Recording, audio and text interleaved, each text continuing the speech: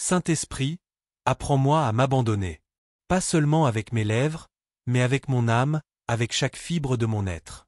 Combien de fois avons-nous cherché la paix dans le monde, alors qu'elle réside en toi, en ta présence silencieuse mais vibrante? Pause dramatique. Celui qui est en vous est plus grand que celui qui est dans le monde, 1 Jean 4h4. Laisse ces paroles résonner dans ton cœur comme un coup de tonnerre tranquille, plus grand que nos peurs, nos doutes, nos blessures. Imagine un homme ou une femme debout à la croisée des chemins. Devant lui, le monde s'étend avec ses promesses de sécurité, de confort, de reconnaissance sociale. Chaque choix matériel, chaque regard vers ce monde semble séduisant, rassurant. Mais derrière cette façade dorée se cache un vide silencieux, une soif que rien ni personne ne peut étancher. Et puis, il y a l'autre voie, la liberté de l'âme. Une voie exigeante, mystérieuse, parfois incomprise par ceux qui ne voient que le tangible. C'est là que la véritable tension commence. Es-tu prêt à perdre le monde entier pour sauver ton âme? À sacrifier la peur, la complaisance, l'illusion de contrôle, pour t'ouvrir à une vie que seuls ceux qui écoutent le murmure de l'esprit peuvent pleinement comprendre? L'invitation n'est pas douce ni facile. Elle est un appel à la transformation radicale, une invitation à marcher dans la lumière même quand les ténèbres semblent plus proches et plus réelles. Saint Augustin l'a exprimé avec une clarté bouleversante. L'homme est fait pour toi, Seigneur, et son cœur est inquiet jusqu'à ce qu'il repose en toi.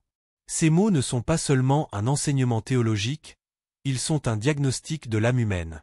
Chaque inquiétude, chaque désir insatisfait, chaque lutte intérieure trouve sa source dans ce manque. L'homme cherche dans le monde ce que seul Dieu peut combler. Et combien de fois nous épuisons-nous à chercher ailleurs, à courir après des illusions qui ne dureront jamais? Chaque comportement, chaque pensée, chaque réaction est un reflet de cette quête silencieuse de Dieu. Combien de fois avons-nous été irrités, frustrés ou tristes, sans comprendre que ces émotions étaient des signaux, des alertes de l'âme qui crient pour être entendues? Imagine que chaque pensée négative, chaque peur ou doute, ne soit pas une faiblesse, mais un écho d'un besoin plus profond. Le désir de connexion, de présence divine. L'âme humaine est un labyrinthe de désirs, mais au centre se trouve un espace vide que seul l'esprit peut remplir. Considère cette réalité. Nous vivons dans un monde qui nous apprend à protéger notre confort à tout prix. Il nous dit de fuir la vulnérabilité, de cacher nos doutes, de masquer nos besoins spirituels.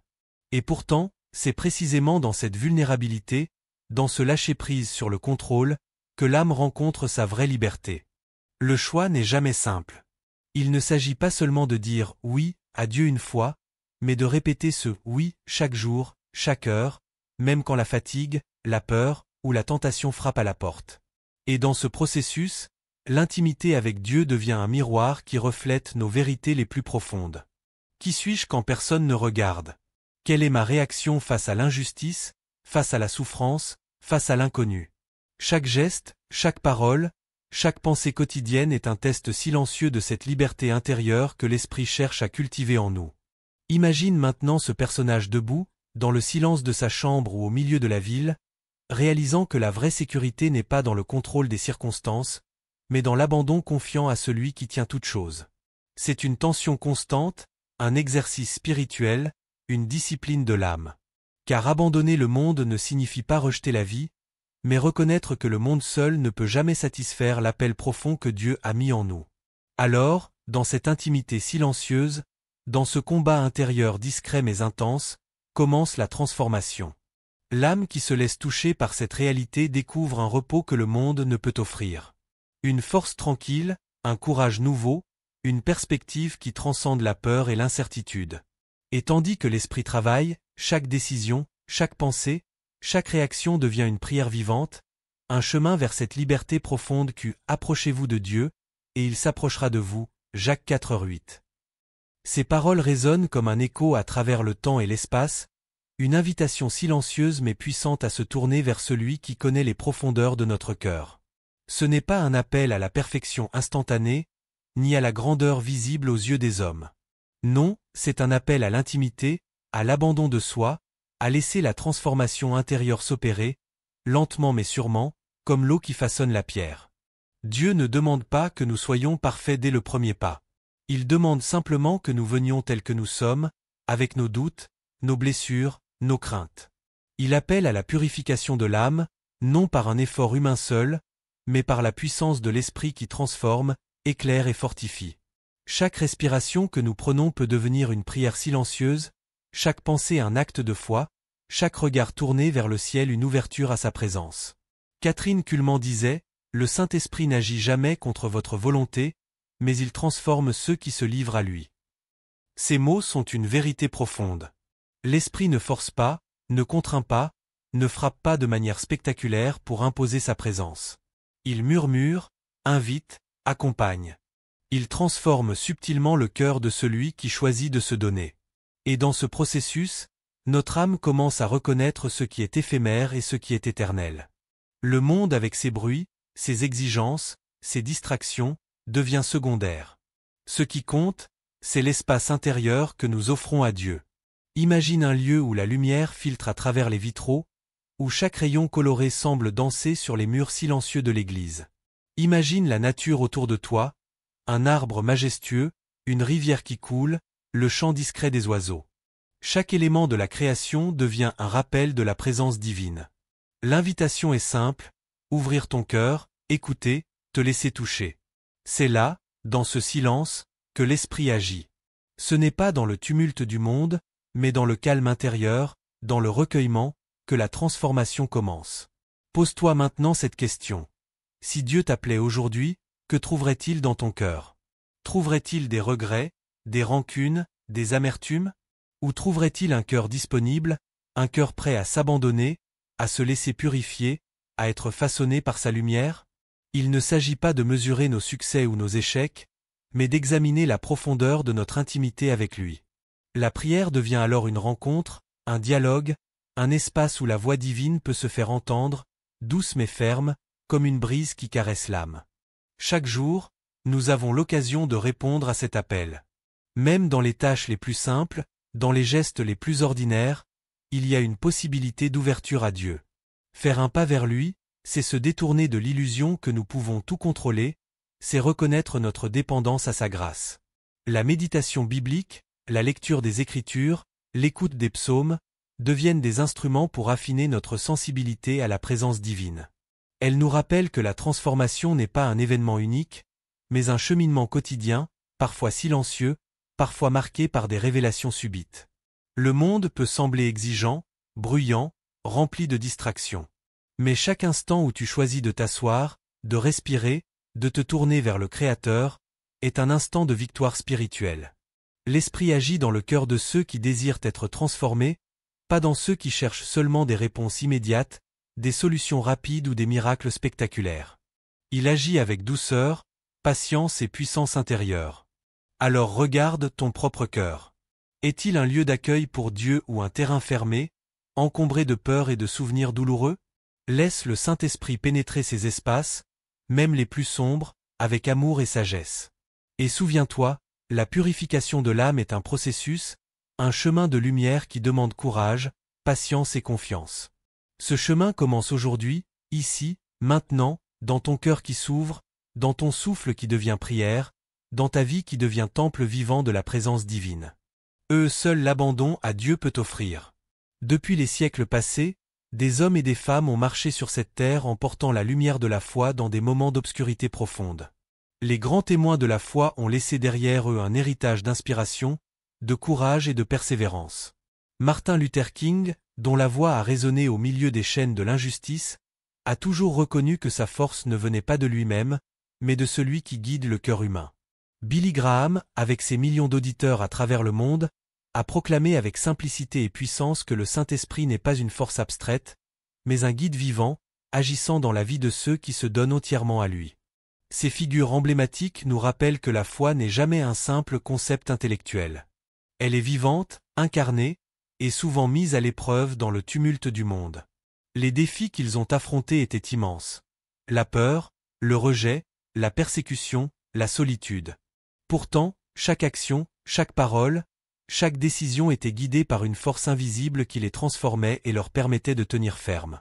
Faites toutes choses avec amour, 1 Corinthiens 16h14, n'était pas seulement un verset biblique pour eux. C'était un principe qui traversait chacune de leurs journées, même dans les tempêtes les plus violentes, même lorsque le monde semblait vouloir les écraser. Imagine les pas de ces géants de la foi, marchant dans des rues remplies de foule ou dans des auditoriums gigantesques, et pourtant toujours dirigés par l'esprit. Chacun d'eux a dû prendre des décisions cruciales, des choix qui auraient pu changer le cours de leur vie ou celui de millions d'autres. Martin Luther King aurait pu abandonner face aux menaces et à la violence, mais il a choisi la persévérance et la non-violence, guidé par une vision plus grande que lui. Billy Graham aurait pu se laisser intimider par le scepticisme ou le ridicule, mais il a continué à prêcher, animé par un souffle divin. Ces vies nous rappellent que la foi authentique ne se mesure pas à la sécurité ou à la reconnaissance immédiate, mais à la fidélité et à la constance dans l'obéissance à l'esprit. Chaque époque a ses défis, chaque génération ses tempêtes. Et pourtant, le principe demeure le même, une vie transformée par le Saint-Esprit est une vie de courage, d'amour et de persévérance. Les grandes figures spirituelles ne cherchaient pas la gloire personnelle. Elles cherchaient à refléter la lumière divine dans un monde souvent obscurci par la peur, la haine et l'injustice. Elles nous montrent que le véritable pouvoir ne réside pas dans le contrôle des circonstances, mais dans la capacité de laisser Dieu guider chaque pensée, chaque parole, chaque action. À travers ces exemples, la question centrale reste: que ferais-tu si ta foi dépendait d'un seul choix?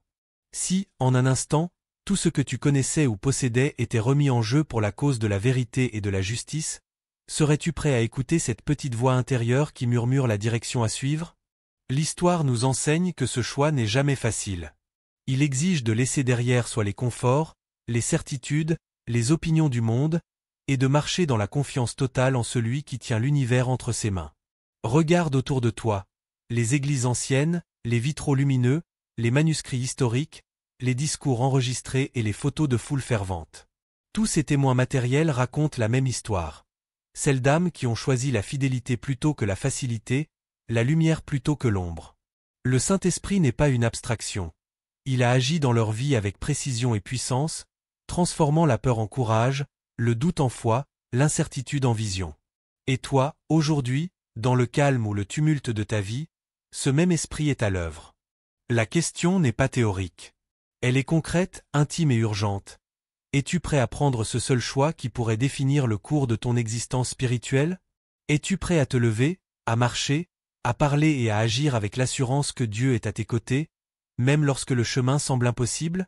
Comme les géants de la foi avant toi, tu es appelé à laisser ton cœur être guidé, transformé, et utilisé pour illuminer le monde.